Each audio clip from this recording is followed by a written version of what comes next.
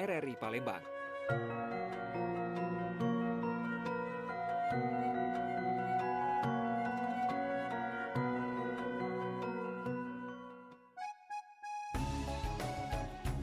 Dulur-dulurku yang belaga dan cindo, selama bulan Ramadan di Pro 4 ada siaran spesial dengan nuansa religi yang kami suguhkan. Di antaranya ada Bemasak, program bernuansa Ramadan dan pengajian satu hari satu ayat yang disiarkan setiap hari. Nah, sorenya ada Hikmah Ramadan bersama Ustadz Tito. Program ini ada setiap hari dari pukul 17 sampai pukul 17.30 waktu Indonesia Barat.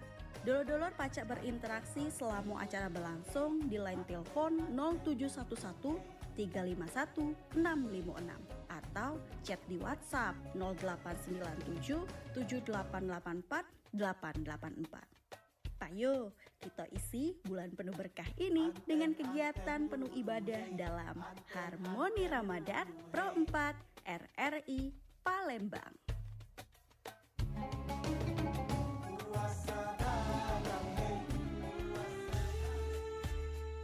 Dulur-dulur, dengar lagi kita peloi Hikmah Ramadan bersama Ustadz Tito sore hari ini di Harmoni Ramadan Pro 4 RRI Palembang.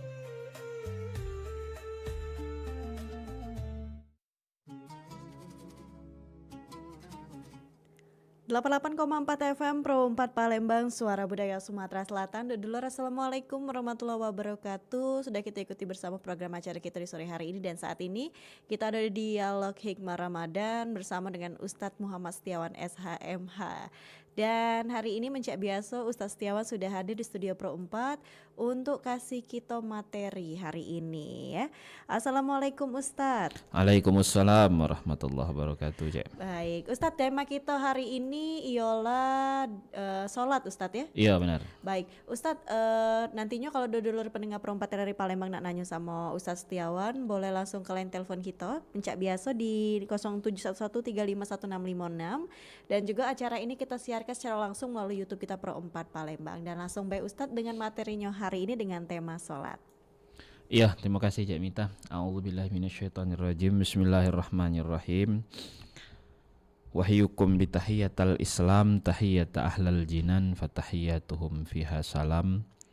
Salamun qallam min rabbir rahim. Assalamualaikum warahmatullahi ta'ala wabarakatuh. Alhamdulillahi rabbil alamin. Assalatu wassalam ala asyrafil anbiya wal mursalin Sayyidina Maulana Muhammadin wa ala alihi wa sahbihi ajma'in. Faqala ta'ala fil kitabihil aziz. A'udzu billahi minasyaitonir rajim. Innas salata kanat 'alal mu'minina kitaban mawquta.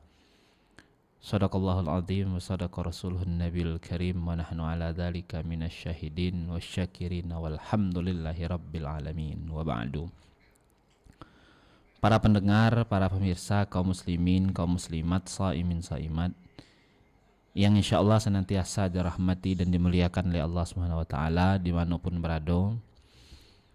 Pertama, kita bersyukur kepada Allah Subhanahu wa taala karena di hari ini, di hari yang ke-12 di bulan Ramadan tahun 1447 Hijriah ini, di hari Senin bertepatan dengan tanggal 2 Maret tahun 2026 Miladiah, kita dapat kembali melaksanakan majelis ilmu yang diprogramkan dalam acara Dialog Hikmah Ramadan, yang di sini alhamdulillah kami diamanatkan dan ditugaskan untuk mengisi sebagai narasumber pada kesempatan ini, insyaallah 1 bulan penuh ini, yang di hari ini kita ngangkat tema tentang salat.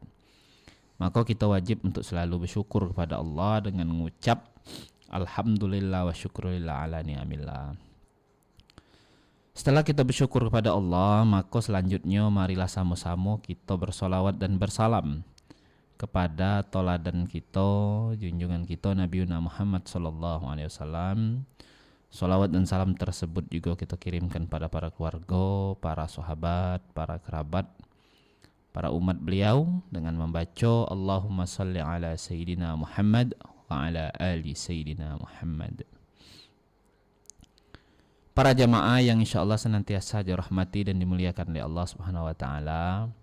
Kaget bagi yang nak nanyo, yang kemarin mungkin nak bertanya belum sempat, atau yang hari ini ada pertanyaan baru, para pendengar para jemaah sekalian, diaturi ke WA dan ke nomor yang tadi sudah disampaikan oleh host kita Cik Mita.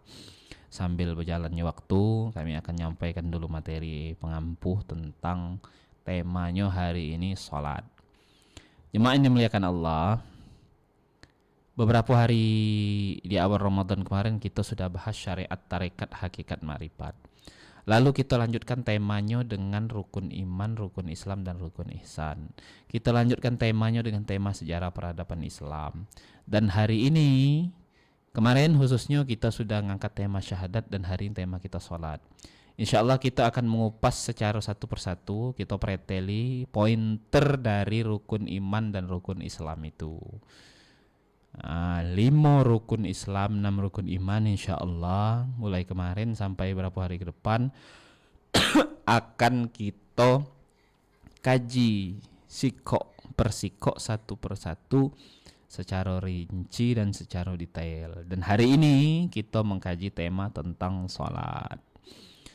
Jamaah yang dirahmati dan dimuliakan Allah,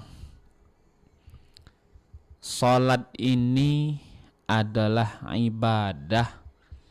Ini kami flashback dulu, baru kita kaji. Salat ini adalah ibadah yang sifatnya fardhu ain, yang itu ibadahnya sangat istimewa karena perintah pelaksanaannya itu tidak melalui perantara malaikat Jibril ngawa ayatnya disampaikan kepada Nabi, tapi perintah pelaksanaannya langsung diambil oleh Nabi SAW dari Allah Subhanahu wa taala dalam peristiwa Isra wal Mi'rajnya beliau. Itu yang pertama istimewanya salat. Yang kedua istimewanya salat, dari sekian banyak syariat ada 5 syariat pokok atau syariat utama yang dikenal dengan rukun Islam. Dari 5 syariat pokok atau utama itu, 3 di antaranya adalah syariat yang bisa ditinggalkan dengan alasan rukhsah.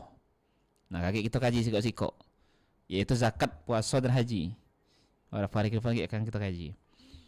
Nah, dan 2 rukun syariat sisanya, yakni syahadat dan sholat, itu syahadat itu bagian dari sholat, karena salah satu rukun dalam sholat adalah adanya syahadat itu. Jadi kita anggap secara kajian syahadat itu masuk dalam bagian sholat. Nah, di antara rukun Islam itu tadi cuman sholat yang dia ada rukhsah tapi dak kate rukhsah untuk meninggalkan. Jadi rukhsahnya keringanannya ada, keringanan ngawe kenyo, keringanan laksana kenyo, tapi dak kate rukhsah untuk meninggalkan. Kalau zakat, nisab masuk, hol dak masuk, dak wajib. Hol masuk, nisab dak masuk, dak wajib, dan item lainnya juga harus terpenuhi. Puasa, sakit, kecelakaan, atau perjalanan atau apapun itu yang terganggu dengan urusan kesehatan, maka tidak wajib puasa. Mayar fidyah, dak do mayar fidyah, dak do katik, maka dak do wajib juga. Jadi gugur ibadatnya. Tambah lagi haji, ada unsur kemampuan finansial, kemampuan fisik, kemampuan ilmu, kemampuan segala-galanya. Nah, jadi cuman sholat yang dak jadi dak wajib digawe, katong Palembang. Jadi cuman sholat yang dia dak kate rukhsah untuk ninggal ke. Dan cuman sholat yang ada keringanan tapi tidak ada unsur untuk meninggalkan atau menanggalkan dari ibadat itu deh. Nah, baik jemaah yang dirahmati dan dimuliakan oleh Allah Subhanahu wa taala.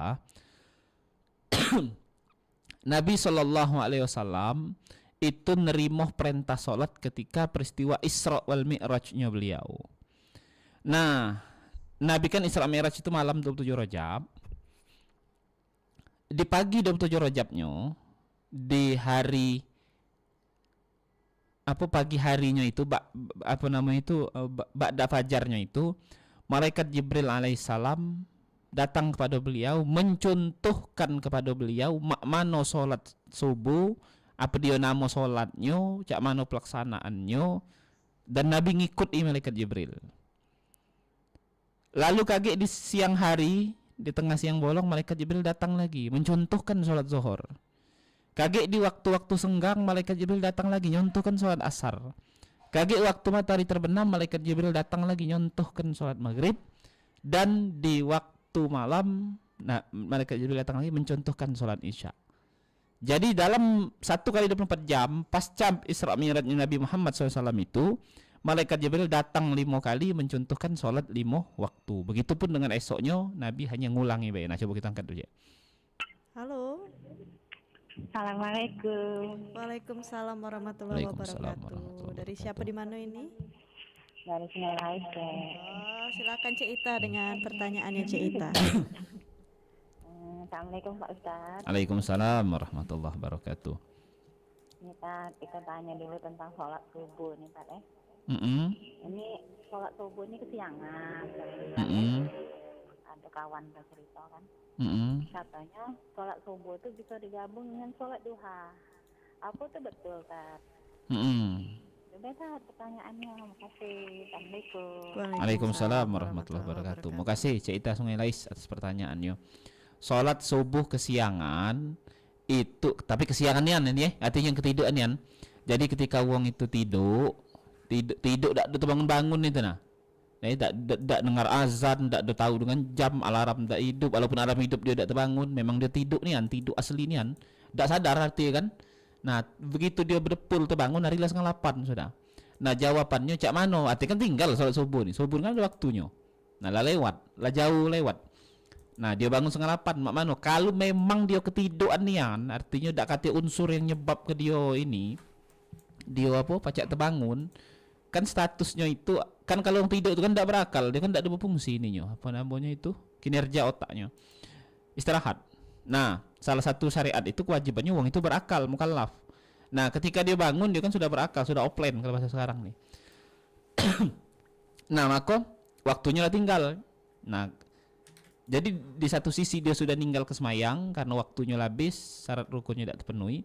Tapi di satu sisi dia tuh tidur tadi nih. Memang tidurnya bukan tidur dibuat-buat. Nah, maka jawabannya cak mano? Maka jawabannya wong itu langsung ngembek lah wudu, langsung lah sholat subuh 2 rakaat. Sholat subuh 2 rakaat begitu bangun. Itu kalau tertidurnya. Tapi kalau dia lah terbangun dengan alarm, terbangun dengan azan, muka mata nutup lagi, malas sungkan penyu yang Palembang, nah maka itu jawabannya berdosa. Walaupun dikodok dia tetap berdosa, maka dia istighfar atas dosanya tersebut. Nah, begitupun kalau dia memang tidak terbangunan, maka dia langsung sholat subuh lah di situ. Nah, tapi kalau pertanyaan Cik Ita tadi katanya sholatnya digabung ke sholat duha, nah Ana belum dapat itu ininya literatur dan referensi yang menyatakan boleh penggabungan itu. Setahu kami tidak boleh karena sholat fardu itu beda hukumnya dengan sholat sunat. Baik itu fardu yang itu ngawi kenian pecak dia terbangun karena dak pecak dia sholat baru bangun karena dak terbangun di waktu subuh tadi, ataupun dia mengkodok sholat subuh yang memang dia pernah terbangun tapi dia nutup lagi karena dak melaksana ke tadi, beda dengan statusnya sholat sunat dalam duha. Nah, jadi pertanyaannya jawaban yang bacaan anjukkan ya pertama, kalau memang dia dak terbangun dia bangun tuh langsung sholat subuh, dak terbangunnya ini yang tidurnya walaupun ada gempa, walaupun ada longsor dia tidak terbangun itu ada wong model itu. Nah, tapi kalau dia terbangun waktu subuh lalu nutup lagi malah sungkan menuju tidur nah ini yang berdosa, wajib diqadha itu dalam mazhab Syafi'i. Dalam mazhab lain lah tinggal berdosa jawabannya. Nah, tapi kalau dia digabung dengan sholat duha dengan sholat sunat, kami belum dapat literatur dan referensinya. Mungkin kakek bisa kita jadikan PR kita sama-sama. Nah, itu jawaban untuk Cik Ita. Nah, jemaah yang dirahmati dan dimuliakan oleh Allah Subhanahu wa taala. Balik lagi ke cerita salat ini tadi. Jadi malaikat Jibril mencontohkan sholat pasca Isra Mi'rajnya baginda Nabi Muhammad SAW. Jadi dalil Isra itu ada di surat Al-Isra ayat pertama. Dalil Mi'raj itu ada surat An-Najm ayat pertama. Nah,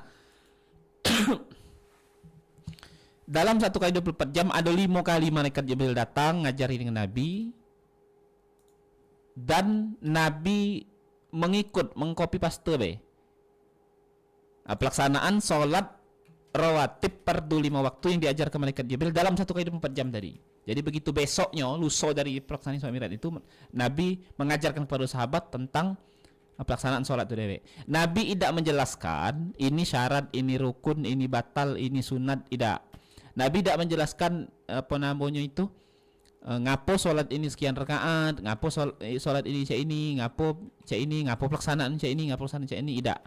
Tapi Nabi hanya ngomong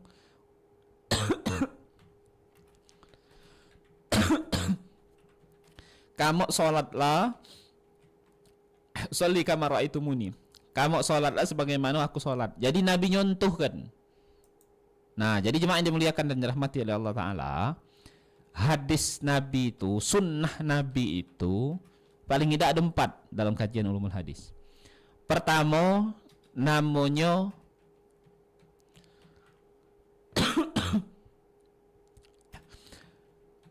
akwal atau qaul, perkataannya Nabi. Kata Nabi sunat kamu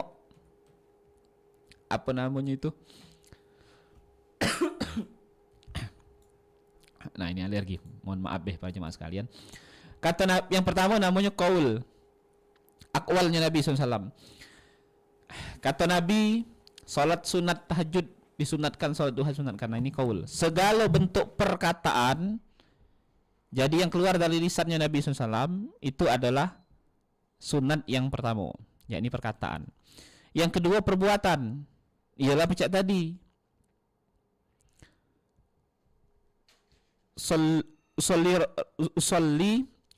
ra'aitu kama tumuni. Kata Nabi, salatlah sebagaimana kamu melihat aku salat. Dan Nabi nyontohkan, Nabi tidak ngomong, tidak do berikrar, tapi Nabi mencontohkan. Itu yang pertama. Coba kita angkat dulu itu. Waalaikumsalam warahmatullahi wabarakatuh. Dengan siapa di mana ini? Dengan Kliwon. Kliwon di mana Kliwon? Di Pulau Rimo. Oke, silakan dengan pertanyaannya. Assalamualaikum Ustaz. Waalaikumsalam warahmatullahi wabarakatuh. Tadi Ustaz menjelaskan bahwa sholat itu Nabi sudah dicontohi oleh malaikat. Ya. Tapi kenapa sekarang kok pelaksanaannya ada, setidaknya ada 2 macam bacaannya yang saya tahu. Ada yang iftitahnya biasa, ada yang pakai Allahumma baini, ada yang begitu juga dengan sujud dan tahiyatnya. Itu pertanyaan yang pertama. Pertanyaan kedua, apa yang dimaksud dengan jadikanlah sabar dan sholat sebagai penolongmu? Terima kasih Ustaz dan Mbak Penyiar. Semoga Ramadan kita Ramadan yang penuh barokah. Amin. Waalaikumsalam warahmatullahi wabarakatuh. Silakan Ustaz. Iya, jadi dalil tadi sallu kama ra'aitumuni usolli tadi, salatlah kamu sebagaimana kamu nyingok aku salat, kata Nabi kan. Dalil tadi. Jemaah ini muliakan Allah. Kita sambungkan dengan pertanyaan dan jawaban dari Cik Kliwon tadi dari Pulau Rimau. Hari ini banyak perbedaan dalam sholat itu dewek, baik pada bacaan, baik pada gerakan maupun pada pelaksanaannya itu ya. Nah, tapi kan kita sumbernya siko, artinya Nabi nyontohkan langsung. Nah, jadi cek ini cek, begitu Nabi mencontohkan langsung itu, para sahabat ini kan nyingok, dan itu bukan siko uang, bukan siko uang. Nah, banyak uang kan.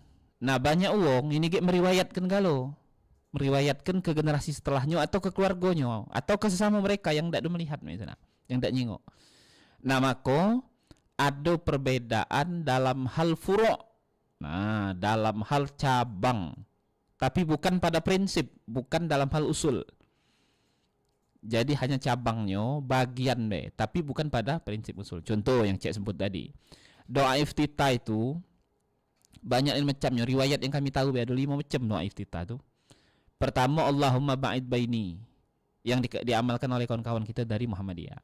Yang kedua, Allahu akbar kabiro, sampai wa ana minal muslimin, yang diamalkan oleh kebanyakan kita. Ada lagi Allahu akbar kabiro sampai wa asilamai. Ada lagi langsung inni wajjahtu wajhiya. Ada lagi tasbih subhanallah alhamdulillah wala ilaha illallah Allahu akbar. Nah, ini enggak aku yang terakhir lah enggak aku amal ke kalau salatnya nak cepat atau salat kita ngejar waktu atau apa namanya itu kita nak memperbanyak salat. Nah cek tarawih, misal tarawih ana pribadi maca tasbih kalau tarawih. Jadi begitu Allahu akbar subhanallah alhamdulillah wala ilaha illallah Allahu akbar, baru bismillahirrahmanirrahim. Nah makanya ada pernah nanya Pak Ustaz, ngapa cepat nian kata kami? Belum lah, baru Allah akbar kabiro alhamdulillah kasiro. Ustaz lah maca Fatihah tadi, kapan Ustaz maca doa iftitah? Jika aku maca doa iftitahnya tasbih aku baca. Karena memang ada riwayat doa iftitah itu tasbih. Nah, dan itu kita lakukan pada saat salat Aidain, 2 hari raya. Idul Fitri dan Idul Adha. Kapan maca doa iftitahnya? Waktu Idul Fitri Idul Adha. Ya tasbih lah doa iftitahnya. Bukan sekali lagi 7 sama 5 kan. Nah, jadi itu banyak riwayat. Nabi itu memberikan apa bahasanya itu fleksibilitas dan elastisitas. Nah, bukan pada usulnya sunat maca iftitah bukan wajib. Sunat maca iftitah. Usulnya sepakat para ulama sunat. Tak kata yang ngomong mubah sunat galo. Tak kata juga yang ngomong wajib. Sepakat sunat galo. Usulnya, prinsipnya. Tapi furuknya, pelaksanaannya, itu tadi ada 5 riwayat. Paling tidak ini yang kami tahu, belum yang mungkin kami tidak tahu kan. Nah, riwayat tentang pembacaan doa iftitah itu dewe. Nah, itu yang pada bacaan. Pada gerakan pun seperti itu. Pada gerakan itu, dalam mazhab Syafi'i, ketika kita sudah i'tidal nak sujud itu, yang didahulukan itu jengku yang pelembang, lutut dulu, lutut baru tangan. Nah, dalam mazhab Maliki itu tangan dulu. Jadi begitu ini kita cak nak nerbab itu nak kata pelembang. Begitu nak sudah itidal nak sujud itu langsung nyampak ke badan, nyampak ke tangan baru lutut. Itu perbedaan. Selanjutnya ada lagi dalam mazhab Hanafi, duduk tahiyat akhir. Kalau kita Syafi'i duduk tahiyat akhir itu apa namanya itu, kaki kiri itu dimasukkan di bawah kaki kanan. Nah, pantat kita ini bokong kita ini didudukkan di lantai. Itu duduknya tahiyat akhir, beda dengan tahiyat awal dan duduk iftirash. Nah, dalam mazhab Hanafi seluruh duduk dalam salat itu duduk iftirash kalau. Nah, artinya kan di situ sudah beda. Itu yang paling kecil dan yang apa namanya itu, yang paling sederhana kita ambil dikit sampel. Nah, lalu apakah yang dicontohnya itu sama? Jawabannya sama, seluruhnya Rasulullah. Secara usul tidak katik perbedaan pendapat. Seluruh ulama mengamini salat itu rakaatnya itulah, namanya itulah, pelaksananya di waktu itulah. Itu usulnya. Nah, furuknya dari sisi bacaan ada yang berbeda. Dari sisi gerakan ada yang berbeda. Tapi dia tidak mengubah prinsip. Prinsip utamanya tetap duduknya tetap ada duduk tahiyat, tapi pelaksanaan duduknya beda. Jadi dari i'tidal ke sujud juga sama itulah. Nah, hatta pun sampai ke bacaan doa yang sering kita kenal sebutan doa kunut. Nah, jemaah yang dimuliakan Allah, apa namanya itu nyambung dari pertanyaan Cek Kliwon tadi, itu terkait apa namanya itu, ngapo ada perbedaan padahal sama-sama dari Nabi kalau ininya, apa namanya itu sumbernya, tapi ada perbedaan. Itu tadi beda yang melihat, beda kepala, beda wong, beda yang menafsirkan, dan beda pula yang menyampaikan.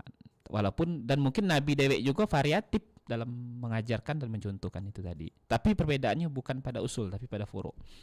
Nah, dan itu tidak perlu kita perdebatkan. Itulah rahmat, itulah apa namanya keunikan, dan itulah warna di antara kita. Perbedaan yang disebut rahmat itu yang model itulah. Yang pertanyaan kedua tadi apa dia, Cek? Pertanyaan tadi. Cek Kliwon tadi. Cuma sih kayak itulah Ustaz. Oh, sih kayak itulah ya. Iya, Nah, kita lanjutkan lagi. tentang sholat tadi ya. Nah, jemaah yang dimuliakan dan dirahmati oleh Allah Subhanahu wa taala. Sholat tadi batasnya batas hadis. Nah, ada 4 macam hadis. Pertama, aqwalnya Nabi, yaitu perkataannya. Kedua, af'alnya Nabi, perbuatan. Contoh Nabi, ya termasuk sholat tadi. Kalau perkataan, kalau hadisnya qala an Abi Hurairah radhiyallahu anhu qala Rasulullah SAW, nah itu perkataan. Nah, tapi kalau bunyi hadisnya aku melihat Nabi, kata sahabat. Nah, ini namanya itu perbuatan, af'alnya Nabi, contohnya Nabi. Nah, yang ketiga ada persetujuan Nabi. Nah, ini sering kita dengar. Yang ketiga ini dalil tentang makan dob. Dob itu sejenis binatang herbivora yang ada di gurun. Wong nyebutnya bukan ini. Dia bukan jenis semacam terenggiling, tapi dia herbivora. Herbivora yang hidup di gurun. Dan waktu itu sahabat-sahabat yang daerah Ethiopia, daerah Afrika yang warna kulitnya hitam itu, di sana tuh rupanya terbiasa makan binatang itu tadi nih. Dipanggangnya, dimasaknya kan. Nah, waktu itu Nabi diam, tidak melarang, tidak mengharamkan, dan juga tidak makan.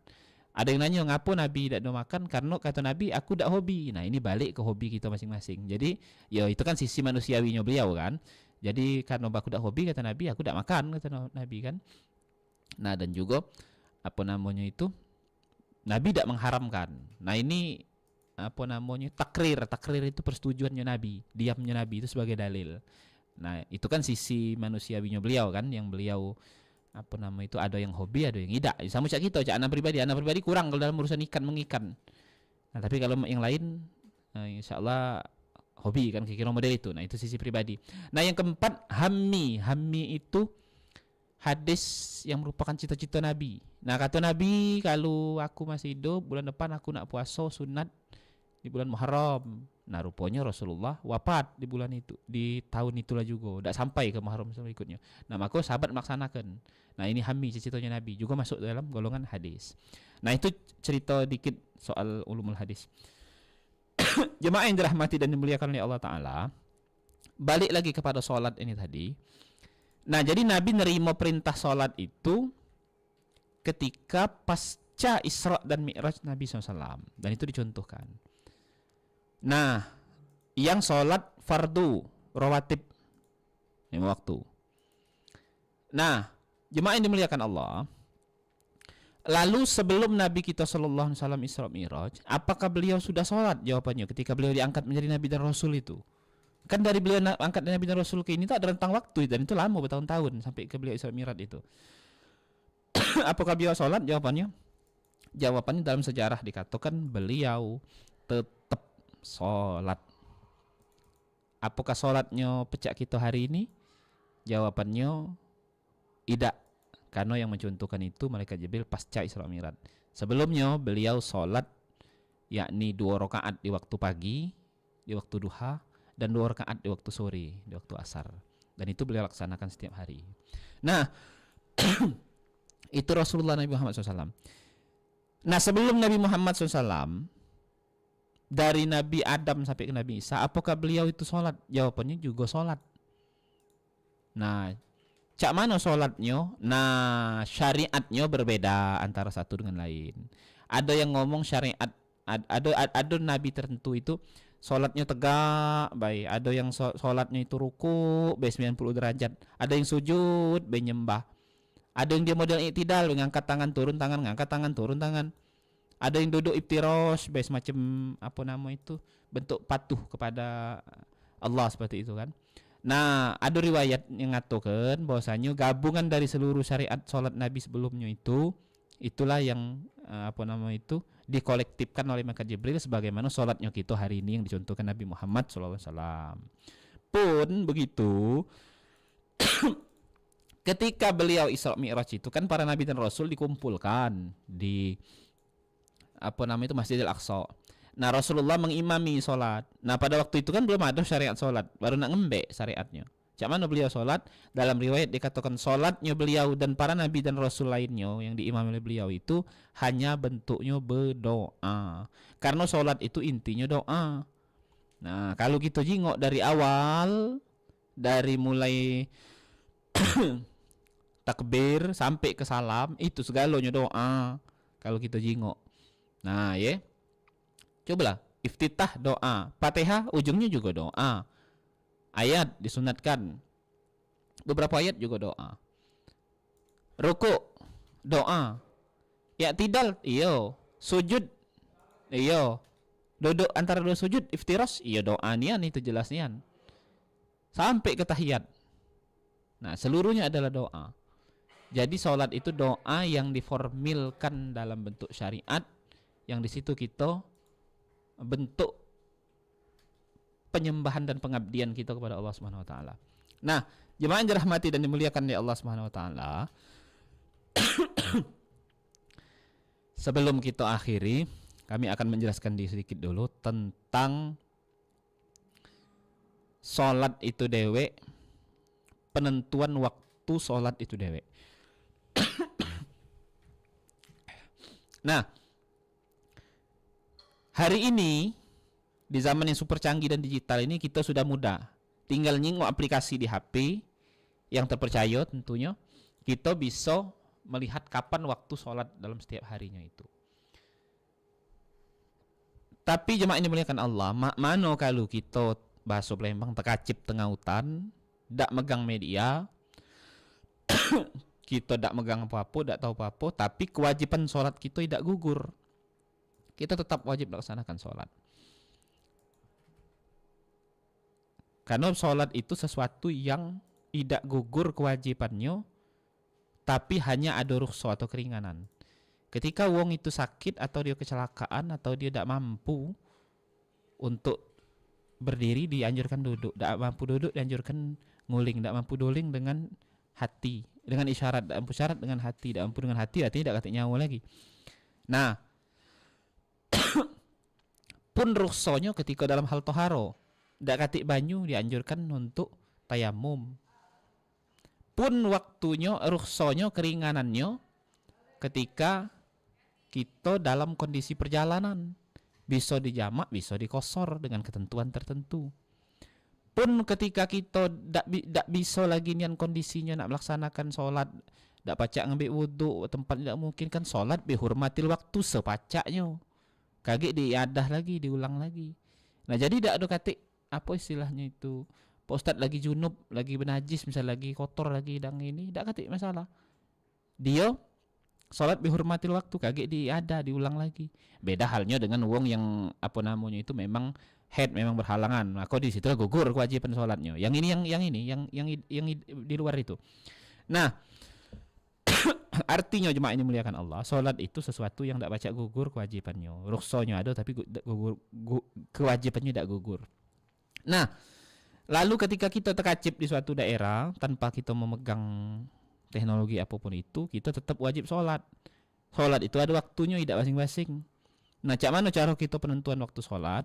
Nah, secara matematis, maka ada ilmu namanya astronomi Islam. Nama ilmunya falamkaf, untuk menentukan waktu sholat, mengukur arah kiblat, menentukan kapan awal dan akhir suatu bulan Hijriah. Pecah yang kalau kita di Indonesia 3 kali penentuannya itu kan, Ramadan, Syawal dan Zulhijjah. Nah, kalau di luar mungkin dia 12 kali.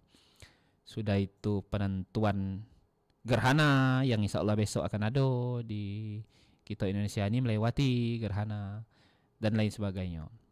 Nah, tapi secara alamiah yang diajarkan oleh baginda Nabi kita sallallahu alaihi wasallam, ngukur waktu sholat itu jemaah ini muliakan Allah, tidak saro, tidak sulit, sangat mudah dan sangat gampang. Dengan alam itu dewek. Dalam hal ini matahari kita gunakan. Nah, ya, kita mulai dari sholat subuh. Subuh itu sebelum matahari terbit penuh itu ada 2 fajar. Fajar itu artinya fajri. Fajri itu apa namanya itu, sinar yang ada di waktu pagi hari. Sebelum kalau matahari terbitnya nian itu namanya syuruk. Syuruk itu matahari terbitnya yang ada di timur itu ya. Kalau ada di barat bahaya itu. Nah, Sebelum syuruk itu ada namanya fajar, sinar yang keluar sebelum keluarnya matahari. Fajar itu ada dua. Pertama namanya fajar kadzib, yang kedua fajar sodik. Fajar kadzib itu artinya fajar bohongan, kadzib itu bohongan. Fajar semu, bukan fajar, bukan apa istilahnya itu, ini baik itu gladinya baik itu, belum hanya nian. Nah yang kedua fajar sodik, fajar benar, memang fajar nian. Kalau fajar kadzib itu bentuknya pecah ekor serigala yang nyembur ke pucuk, jadi pecah air mancur ke pucuk bentuknya. Dia pecah, ada tembakan ke pucuk, pecah air mancur, cahaya itu namanya fajar kadzib. Fajar sodik itu fajarnya itu memencar, artinya kalau tadi ini vertikal bentuknya, ini bentuknya horizontal. Nah itulah baru fajarnya. Nah fajar sodik itu ketika muncul, itulah masuk waktu subuh. Nah kalau fajar sodik itu lebih kurang 10 menitan sebelum fajar kadzib itu 10 menitan sebelum fajar sodik. Nah belum masuk waktu subuh tapi sudah mendekati dan kita sudah harus berhati-hati. Nah maka jemaah ini muliakan Allah, 10 menitan sebelum subuh itu di Indonesia digunakan waktunya dalam kalender, dalam jadwal kalender itu sebagai waktu imsakia, waktu imsak, waktu yang di situ kita harus berhati-hati karena sudah mendekati waktu subuh. Karena ketika subuh itu sudah haram untuk sahur. Tapi ketika dia fajarnya fajar kadzib masih boleh, tapi kita harus sudah dibatasi. Kan kita ini tidak tahu dengan waktu. Entah barang tuh masih dikunyah, pas nak negok masuk waktu. Nah kira kan model itu. Itu untuk kehati-hatian. Memang bukan syariat, itu tradisi budaya. Jadi ada kaitannya dengan fajar kadzib sama fajar sodik tadi. Jadi masuklah waktu subuh. Begitu syuruk itu kita disunatkan sholat isyraq. Nah begitu dia mataharinya keluar pul, nah itulah sudah masuk waktu duha, disunatkan duha. Jadi waktu duha itu bukannya hanya di sekitar jam 9-10, tapi pasca syuruk itu sudah masuk duha. Maka kadang jemaah kita tuh galak nunggu di masjid tuh. Sebelum subuh dia lah siap-siap sholat sunat tahiyatul masjid, sholat sunat qabliyah, sholat subuh, sholat isyraq, dan sholat duha. Baru balik. Nah itu sholat subuh. Sholat zuhur, kapan waktu sholat zuhur? Begitu matahari tepat di atas kepala, artinya ketika ada sesuatu yang berdiri tidak ketik bayangan, lewat dikit matahari itu dari atas kepala, ada bayangan dikit dari sesuatu yang benda berdiri tegak tadi, entah wong entah apa, maka itulah sudah masuk waktu zuhur. Nah jadi mudah ngukurnya. Lalu waktu asar, ketika kita tegak atau ada benda yang ditegakkan, mataharinya itu ngenoi benda tersebut, panjang benda itu, misalnya anak tegak, anak ini semeter 80 cm tingginya. Nah anak tegak, anak matahari semeter 80 cm tinggi badan anak. Bayangan anak dari matahari ini tadi itu 180 juga, pas sama. Lewat dikit itu sudah masuk waktu asar. Jadi bayangan itu lebih dari benda aslinya, itu sudah masuk waktu asar. Lalu waktu maghrib. Waktu maghrib ini ketika ufuk itu terdapat senja, bayang-bayang merah yang nyebar. Kalau tadi fajar sodik, kalau ini senjanya nyebar, fajar sodik tadi, tapi dia di sore hari, itu sudah masuk waktu maghrib. Mataharinya masih apa namanya itu, masih ada. Walaupun tidak sepenuhnya ada, tidak sepenuhnya timbul, tidak sepenuhnya tenggelam. Ketika matahari tenggelam penuh pul, tidak ketik lagi cahaya matahari, gelap galo-galo, itu sudah masuk waktu isya. Nah jadi itulah jemaah ini muliakan Allah, cara kita mengukur waktu. Jangan kita bingung, jangan kita bimbang, jangan kita pening. Kalau kita lagi tidak megang HP, tidak megang aplikasi, tidak megang jadwal, tidak kedengaran azan, tidak tahu kita masuk apa belum, maka patokan kita menggunakan alam itulah, yaitu matahari. Di mana di situ kita gunakan cahaya matahari. Ketika sudah masuk kriteria ini tadi, maka sudah masuklah waktu bagi waktu sholat yang bersangkutan tersebut itu. Jemaah yang dirahmati dan dimuliakan oleh Allah Subhanahu wa taala, ketika kita mengkaji bab salat ini maka sangat banyak kajiannya. Ini adalah ibadat utama dan kajian tentang salat ini tidak akan ada habis-habisnya, karena kajiannya akan terus berkembang, akan terus ada perkembangan, ada pertanyaan-pertanyaan, ada problem-problem. Semakin bertambahnya zaman, semakin bertambahnya tempat, maka bertambahnya pula problematika tentang fikih salat itu dewe. Jemaah yang dirahmati dan dimuliakan Allah Subhanahu wa taala, tidak akanlah cukup kita mengkaji tentang fikih salat itu kalau dalam hanya waktu 1-2 jam, tapi insyaallah esensi salat itu dewe tidak akan mengurangi keberkahan ilmu kita dalam menuntut ilmu tentang fikih salat itu dewe. Mungkin ini sedikit materi yang bisa kami sampaikan. Lebih dan kurangnya kami mohon maaf kepada Allah, kami mohon ampun. Kebenaran hanya milik Allah, kekhilafan hanya milik diri pribadi kami. Kami ucapkan terima kasih kepada para pendengar, para jemaah yang sudah menyimak dan sudah bertanya. Akhirul kalam, wallahul muwaffiq ila aqwamit thoriq. Assalamualaikum warahmatullahi wabarakatuh. Waalaikumsalam warahmatullahi wabarakatuh. Terima kasih tuh Ustadz untuk materinya sore hari ini Ustadz. Iya, sama-sama. Baik, pendengar, sudah kita ikuti bersama dialog Hikmah Ramadan bersama Ustadz Muhammad Setiawan SH.MH dengan tema kita yaitu sholat. Yang ketinggalan untuk dialog hari ini boleh nonton siaran ulangnya melalui YouTube kita Pro 4 RRI Palembang. Langsung saja kita akan mendengarkan beberapa lagu religi sembari kita menantikan bersama dan mengikuti acara menanti beduk dan azan maghrib dari Masjid Agung Joyowikromo Palembang. Tetap bersama kami di Pro 4 RRI Palembang, Suara Budaya Sumatera Selatan. Dulur-dulur, sudah kita peloi program acara Hikmah Ramadan. Acara ini baca dulur peloi setiap hari selama bulan Ramadan di Pro 4 RRI Palembang, Harmoni Ramadan. Puasa datang hey, puasa datang hey. Dulur-dulurku yang belaga dan cindo, ayo kita isi bulan penuh berkah ini dengan kegiatan penuh ibadah dalam Harmoni Ramadan Pro 4 RRI Palembang. Bulan